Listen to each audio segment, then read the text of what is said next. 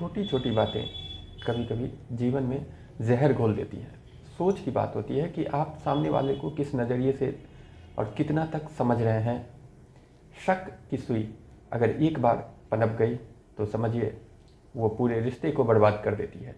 एक छोटी सी कहानी मैं आपको कहता हूँ।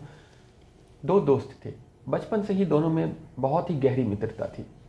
कहीं भी जाते, कुछ भी करते, साथ साथ। ये बात लोगों को खटकती थी। कई बार कई लोगों ने उन दोनों के बीच में दरार लाने की सोची, पर दरार ला नहीं पाए। फिर होते होते वो लोग बहुत टेंशन में थे कि आखिर इन लोगों की दोस्ती का राज क्या है। एक बहुत बुजुर्ग महिला थी, उसने कहा कि मैं इनकी दोस्ती तोड़ सकती हूँ, बहुत ही आसान सा काम है। लोगों को यकीन नहीं हुआ, लोग विश्वास ही नहीं कर रहे थे कि ऐसा हो भी सकता है। महज कुछ दिनों के बाद की बात है। वो महिला उन दोनों दोस्त के पास गई, बोले कि मुझे एक बात करनी है।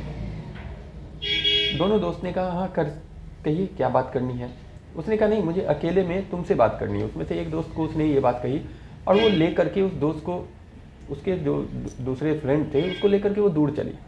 जाते जाते बहुत दूर, इतनी दूर ले गई कि सिर्फ दिखाई दे रहा था कि वो दूर जा चुके हैं, लेकिन क्या बात हो रही है वो सुनाई नहीं दे रही थी। उतने दूर ले जाने के बाद उस दोस्त ने कहा आखिर बात क्या है, इतना दूर ले आई हो मुझे आप। तो बोलती है कि नहीं, बात तो कुछ नहीं थी, बस यूं ही ले आई, तुम्हें और कुछ नहीं कहना था मुझे, चलो वापस।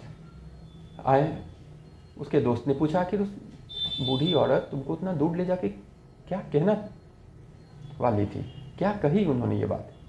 दोस्त ने कहा नहीं, उसने कोई बात ही नहीं की, बस उसने कही कि यूं ही मैं ले आई। बोला कि कोई भी किसी को इतने दूर ले जाकर बस यूं ही कुछ बिना कहे वापस नहीं ला सकता, कोई ना कोई बात जरूर है जो ये मुझसे छुपा रहा है।